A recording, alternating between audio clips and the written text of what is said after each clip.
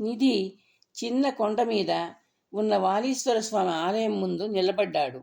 ఆలయం తలుపులు తెరిచి ఉన్నాయి. అర్చకుడు అభిషేకము అర్చన ముగించినట్టున్నాడు. ఉదయము సాయంత్రము వాలీశ్వరుడికి పూజలు జరుగుతాయి. రామాయణ కాలంలో వాలి అక్కడ శివలింగాన్ని ప్రతిష్ఠించాడని చెప్పుకుంటారు.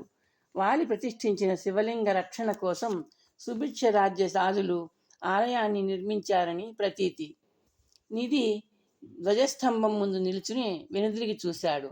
పర్వతం క్రింద కోటీల నగరం కళ్ళకు కట్టినట్టు కనిపిస్తోంది. మేడలు, మిద్దెలు, పూరిపాకలు, గృహాల మధ్య తిన్నగా గీసిన గీతల్లా వీధులు. ప్రతి వీధిలో ఒక ఆలయ గోపురం. అన్ని వీధులకు మధ్య, అన్ని వీధుల కన్నా వెడల్పుగా రాజవీధి. వీధి ప్రాంగణంలో ఎత్తుగా ఆకాశాన్ని అందుకోబోతున్నట్టు రాజభవనం. చుట్టూ కోట. కోటలో రాజభవనం. రాజభవనంలో మహారాజు. జీవితంలో మొదటిసారి తను రాజభవనంలోకి వెళ్ళాడు. మహారాజు, మహామంత్రి, రాజగురువు, సైన్యాధ్యక్షుడు ఉన్నారు ఒక కక్షలో. మహారాజు రమ్మన్నారనగానే తను నాన్న ఆశ్చర్యపోయారు. నాన్నకు ఆశ్చర్యంతో పాటు ఆందోళన. రాజాజ్ఞను ధిక్కరించాలని, వెళ్ళకూడదని అనిపించింది తనకు. కానీ తమలాంటి సామాన్య పౌరులు ఆ సాహసం చేయలేరన్నారు నాన్న. వీరదశమి నాడు ముత్యాలను విసిరిగొట్టినందుకు రాజుగారు ఆగ్రహించారేమో అన్న అనుమానం కలిగింది నాన్నకు. మహారాజు గారి సమ్ముఖానికి వెళ్ళాక ఆ అనుమానం నిజం కాదని తేలిపోయింది.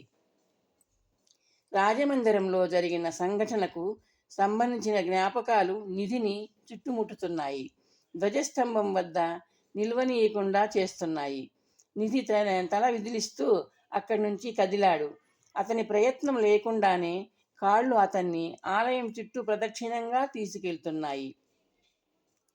పౌండ్రక పర్వత గర్భములో నిధి. 1 కాదు 9. అవి నవనిధులు. రాజ్యం రుణగ్రస్తమైపోయింది. చక్రవర్తి హెచ్చరించిన యుద్ధాన్ని, మారణహోమాన్ని, ఓటమిని, ఇతర అవాంతరాలను నివారించాలంటే ధనం కావాలి అత్యవసరంగా. నవనిధుల్ని సాధించి తేగలిగిన శక్తి సామర్థ్యాలు ఉన్న వీరుడు మన రాజ్యంలో నువ్వు ఒక్కడివే. వీరదశమి స్పర్ధలో నీకు అన్యాయం జరిగింది. నవనిధుల సంపాదనకు ఏకైక వీరాగ్రేసరుడిగా నిన్ను ఎన్నిక చేయడంతో ఆ అన్యాయం మూలంగా వాటిల్లిన అవమానం చెరిగిపోయాయి. నందీశ్వర మహారాజు మాటలు. రాజగురువు మేధావి గారి ప్రశంసలు. నేరం మనిషిది కాదు, మనిషి పుట్టిన కులానిది.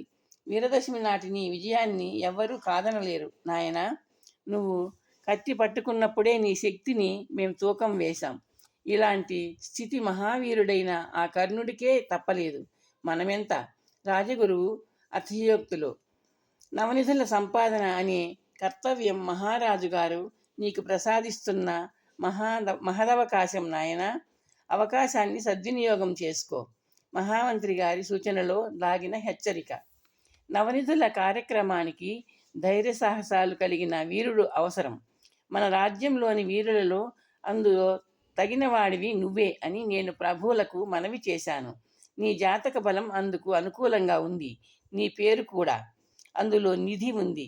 ఆస్థాన జ్యోతిష్కుడి ధైర్యవచనం అన్నీ కూడా ఏదో ప్రమాదకరమైన సాహస కార్యంలోకి తనను దించడానికి చేసిన ప్రయత్నాలే అనిపించాయి.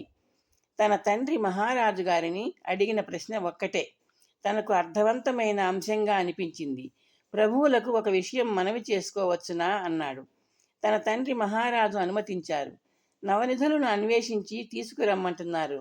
అది రాజశాసనమా అన్నారు తండ్రి.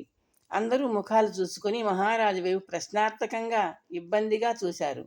నందికేశ్వర మహారాజు వేళ్లతో తన గుబురు కనుబొమ్మల్ని క్షణం పాటు రుద్దుకుంటూ ఉండిపోయాడు. రెప్పలెత్తి తన తండ్రి ముఖంలోకి తదేకంగా చూశాడు. కర్దమా, నువ్వు వయసులో మాకన్నా పెద్దవాడివి, వీరకుమారుడిని కన్నవాడివి. నీ ముందు రాజసం ప్రదర్శించటం మాకు ఇష్టం లేదు. ఇది రాజశాసనం కాదు, రాజాజ్ఞ కాదు, మా కోరిక. నీ కుమారుడికి శ్రమకు మించిన అద్భుతమైన పారితోషికం ఇవ్వబడుతుంది. మహారాజు వాగ్దానం. ఇది నీ కుమారుడికి మా అందరి అభ్యర్థన అనుకో కర్దమా అన్నాడు మహారాజు మాటతో ధైర్యం తెచ్చుకున్న రాజగురువు. నిధి ఆలయ ప్రదక్షిణ పథంలో అసంకల్పితంగా తిరుగుతూనే ఉన్నాడు. అతని మనోఫలకం మీద నుండి రాజమందిర దృశ్యం మాయమైపోయింది. తన ఇంట్లో జరిగిన సంభాషణ అతని చెవుల్లో ప్రతిధ్వనించింది. నువ్వు ఆ దుస్సాహసం చేయడం నాకు ఇష్టం లేదు నిధి అన్నాడు నాన్న. మాకు పారితోషికం ముఖ్యం కాదు, నీ ప్రాణం నీ క్షేమం ముఖ్యం అన్నాడు. అవును నాయన, అది ఆజ్ఞ కాదని అభ్యర్థన అని అన్నారుగా రాజుగారు. నిధులు ఉండవు, నిక్షేపాలు ఉండవు. ఉంటే సైన్యంతో వెళ్ళి కొండను పిండి చేసి తెచ్చుకోవచ్చుగా. నేను నిన్ను వెళ్ళనివ్వను. ఒక్కగానొక్క కొడుకును, ఏ నిధి కోసమో నరబలి ఇవ్వను అంది తల్లి. ఓడిపోయి కూడా చేతి మీద వాత పెట్టించుకోకుండా గర్వంగా ఎగతాళిగా నవ్వుతూ వెళ్ళాడుగా సిగ్గులేని మనగాడు కేసరి. మేనల్లుడు కాబోయే మహారాజు తనేగా. వెళ్ళి తెచ్చుకోమన్నా రా అన్నాయ్ అంది చెల్లెలు నవనీత. నిధి అరచేత్తో నుదురు రుద్దుకున్నాడు. తల్లిదండ్రులు చెల్లి చెప్పింది నిజమే. మహారాజు గారి స్వార్థం రాజోద్యోగుల మాటలలో ప్రతిధ్వనించింది. ఆజ్ఞ కాదన్నా అభ్యర్థన అన్నా తాను నిధుల వేటకు వెళ్ళానంటే మహారాజు గారి అహం దెబ్బతింటుంది. అభ్యర్థన ఆగ్రహంగా మారుతుంది. పగ పడగ విప్పుతుంది. సందేహం లేదు. ఎప్పుడో చదివిన వాల్మీకి రామాయణంలోని సూక్తి ఒకటి గుర్తొస్తోంది నిధికి. రాజ్ఞో వినప్రతికూలస్థోన జాతు సుఖమేధతే. రాజుకు ప్రతికూలంగా ఉండే వ్యక్తి సుఖంగా ఉండలేడు. అయినా సరే మహారాజు మాటల కన్నా, ఆయనకు వంతపాడిన రాజోద్యోగుల మాటల కన్నా కన్నవారి మాటలు తనకు విలువైనవి. మాతృవాక్య పరిపాలన, పితృవాక్య పరిపాలన తన కర్తవ్యం. మహారాజు అభ్యర్థన ఆగ్రహంగా మారినప్పుడు ప్రతిచర్య ఆలోచించవచ్చు. యుద్ధ స్పర్ధలో పనికిరాని తన కులం నిధి సాధనకు చక్కగా పనికొస్తోంది. నిధి తేలికగా నిట్టూర్చి నడకలో వేగం పెంచాడు. నిర్ణయం అతనిలో అంతసేపు సాగిన సంకుల సమరాన్ని అంతం చేసింది. నిధి ధ్వజస్తంభం వైపు వెళ్ళబోతూ ఆగి ప్రాకారం దగ్గరగా ఉన్న బిల్వవృక్షం వైపు నడిచాడు. శివలింగాన్ని ప్రతిష్ఠించిన సుగ్రీవ సహోదరుడు వాలి. ఆలయ సమీపంలో నాటి నదిగా ప్రసిద్ధికెక్కిన బిల్వవృక్షమది. వాలీశ్వరుడి ఆలయ ప్రాంగణంలో తన సమస్యకు పరిష్కారం లభించింది. ఒక బిల్వదళాన్ని అర్పించి శివుడికి ధన్యవాదాలు చెప్పుకోవాలి. బిల్వవృక్షాన్ని సమీపించిన నిధి తటాలున ఆగాడు. ఏదో వాసన లీలగా అతని నాసికాపుటాలకు సోకింది. అది సువాసన కాదు. నిధి అప్రయత్నంగా అరచేతి వెనుక భాగంతో ముక్కును కప్పుకున్నాడు. ఏదో దుర్గంధం లీలగా అక్కడ వ్యాపిస్తోంది. నిధి బిల్వవృక్షం చుట్టూ పరిశీలనగా చూశాడు. దుర్వాసనను వెదజల్లేది ఏదీ కనిపించడం లేదు. నిధి తగ్గుస్వరంలో ఎవరో తనను పిలిచారు. ఎవరు? బిల్వవృక్షం బోధె వద్ద నుండి వినవచ్చింది ఆ పిలుపు. అయితే అక్కడ ఎవరూ లేరు. నిధి తనను పిలిచిన వ్యక్తి కోసం తన చుట్టూ చూశాడు. ఎవ్వరూ లేరు. ఎవరో పిలిచినట్టు తను భ్రమపడ్డాడు. నిధి బిల్వవృక్షం కొమ్మను అందుకోవడానికి చేతిని పైకెత్తాడు. ఆ కొమ్మకి ఉన్న రెమ్మలు అందకుండా దూరంగా జరిగినట్టు అనిపించింది. ఏదో దుర్గంధాన్ని మోసుకొస్తున్న గాలి కొమ్మల్ని రెమ్మల్ని కదిలిచ్చినట్టుంది. నిధి అందుబాటులో ఉన్న మరో కొమ్మ వైపు జరిగాడు. నిధి, నిన్నే పురుష కంఠం రెమ్మపైకి జరిగింది. నిధి తటాలున ఆగి మళ్ళీ అటూ ఇటూ చూశాడు. ఎవరూ లేరు.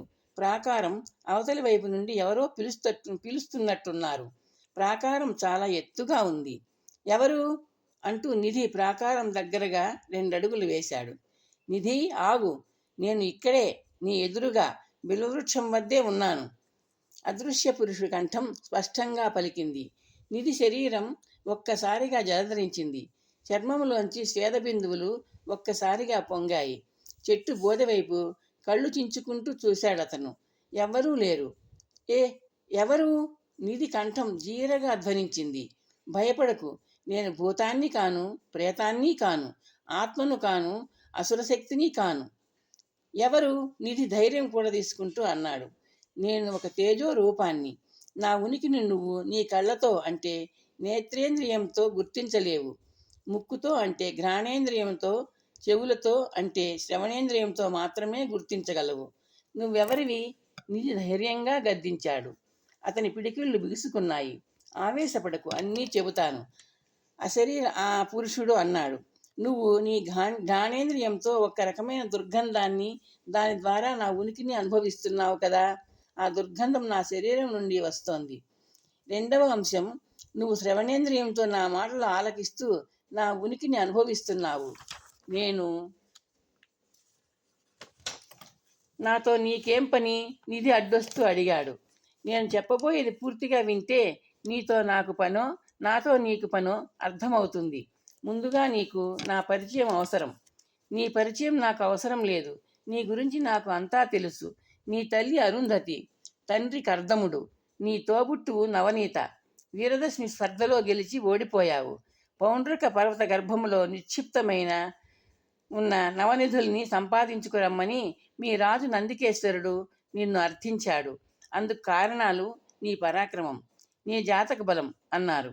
నీ తల్లిదండ్రులు, నీ చెల్లెలు ఆ దుస్సాహసం చేయవద్దన్నారు. మహారాజు ప్రతిపాదనను తిరస్కరించాలని ప్రదక్షిణ భవనంలో నడుస్తూ కొన్ని నిమిషాల క్రితం నువ్వు నిర్ణయించుకున్నావు.